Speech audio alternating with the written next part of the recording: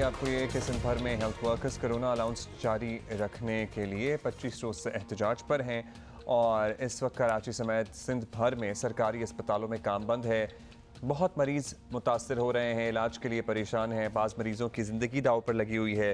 तिब्बी अमला 5-6 दिन से धरना दिए बैठा है, जिसकी वजह से शहर में ट्रैफिक का निज़ाम भी मुतासर होता है और ख़ुसूसन कराची का जो रेड जोन है दफ्तरी औकात में बिल्कुल जाम होकर रह जाता है और शहरी सड़कों पर रुलते रहते हैं।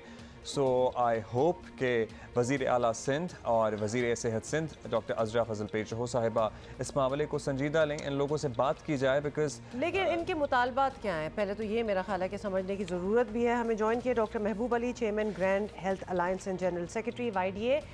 इनसे पूछ लें कि सबसे पहले तो आप ये बता दें कि ये इतने दिनों से धरना है, एहतजाज चल रहा है, तो काम भी बंद पड़ा है, इसकी हमें ज़रा ज़्यादा तकलीफ है अस्पतालों में। मुतालबात क्या हैं आपके? आज हमारे पूरे सिंध में एहतजाज को 33 दिन हो गए और कराची में जो धरना हमारा जारी है उसको 7 दिन होने को हैं।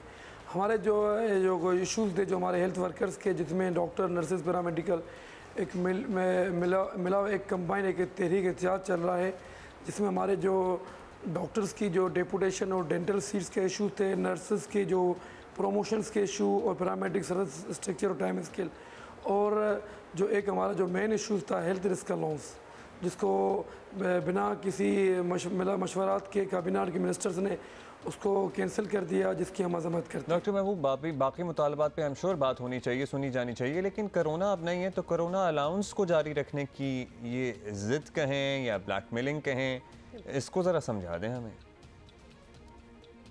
पहली बात ये कि हमारे जो हेल्थ वर्कर्स होते हैं वो पहले ही हॉस्पिटल्स में काम करते हैं, हाई सेंसिटिव एरियाज होते हैं, इमरजेंसीज, ICU। वहाँ सिर्फ कोविड नहीं, काफ़ी दूसरी बीमारियाँ भी हैं, कॉन्टोजियस डिजीज़, नॉन कंटेजियस डिजीज़। और दूसरी बात, जैसे ही कोविड के बाद जो हमारे हेल्थ वर्कर्स फ्रंट लाइन काम कर रहे थे, उसके बाद यही हेल्थ वर्कर्स जो फ्लड में भी अपनी मदद आप पूरे सिंध में कैंप लगा रहे थे, तो पहले ही वो डॉक्टर जो नर्सेज, पैरामेडिकल अपने जेब से लोगों की खिदमत कर रहे थे, फ्लड में कैंप लगा रहे थे, दवाएं दे रहे थे, उनकी पैसों की कटौती की गई। ये सिर्फ एक कोविड नहीं, काफ़ी ऐसी बीमारियां हैं जो हाई रिस्क होती हैं। इसीलिए हम चाहते हैं कि इसको, जैसे इसका कोड डेवलप किया गया था हेल्थ रिस्क अलाउंस, हम जो ले रहे हैं वो भी हेल्थ रिस्क अलाउंस है, वो कोविड रिस्क अलाउंस नहीं है। तो ये बड़ा मेहरबानी इस चीज़ को आप कोविड अलाउंस ना समझें, क्योंकि हमारे जो हेल्थ वर्कर्स होते हैं वो पहले ही काफ़ी बीमारियों से मुँह दे चुके होते हैं। अच्छा, अब तो आपका एहतजाज रिकॉर्ड हो गया, साथ सड़कें भी जाम हो गई, मरीजों की ज़िंदगियां जो हैं वो भी दाव पे लग गई, मतलब अब नेक्स्ट स्टेप क्या करना है? मुज़ाकरात करें, कोई बातचीत करें ताकि हल हो मामला? जो हमारे हेल्थ वर्कर्स जो 33 दिन से हम रोडों पे थे, ये हुकूमत का काम है, स्टेट का काम है अपने वर्कर्स को फैसिलेट करे। अगर जहाँ हुकूमत नाकाम हो, जहाँ पॉलिसियाँ नाकाम जाएँ, तो मजबूरन लोग जो हेल्थ वर्कर्स हैं, भले अगर लोगों को इशू होते हैं लोग भी रोडों पे ही आते हैं। और जो अस्पतालों में अगर अगर को मेडिसिन मिल भी रही हैं तो मुझे बताया जाएगा जो टर्शरी केयर हैं, बेसिक हेल्थ यूनिट्स हैं, डिस्ट्रिक्ट के जो DHO ऑफिस हैं, MS ऑफिस हैं, वहाँ मुझे बताएं कि हेल्थ डिपार्टमेंट ने क्या मरीज़ों को फैसिलिटीज़ दी है। अगर फ्लड में जहाँ हम कैंपें लगा रहे थे वहाँ लोगों के लिए मलेरिया की दवाएँ अवेलेबल नहीं थी।